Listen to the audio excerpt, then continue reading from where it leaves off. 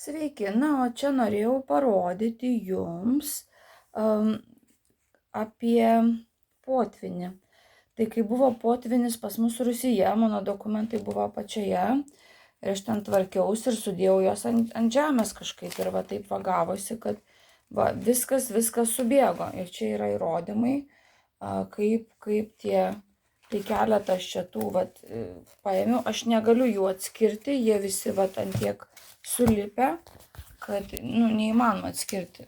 Jie kaip vienas gabalas. Ir atskirti negaliu.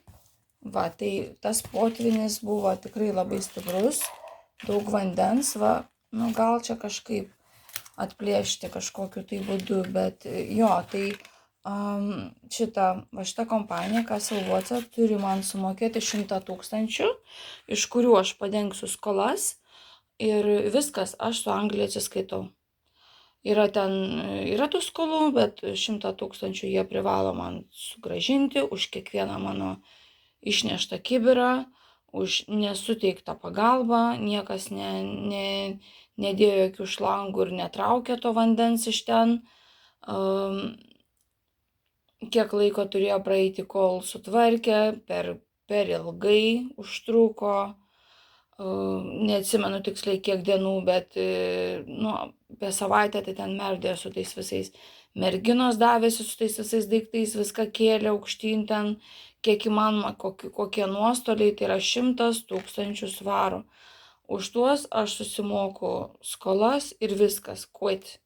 Kaip anglai sako, viskas atsiskaityta ir aš laisva nuo šitos Anglijos.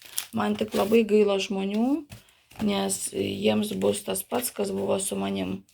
Visiems. Taip kad, čia tokie dalykai su šitais vandenim. Ir būtent, žiūrėkit, dar pataikiau tuos dokumentus, būtent iš senesnių laikų. Ir štai būtent Castle Water. Bet kai buvo Castle Water, buvo viskas gerai. Ir dabar ir ženklai pasikeitė, viskas. Ir aš ten paaiškinsiu dar kitose video, kaip viskas yra, kad jūs žinotume tą tiesą.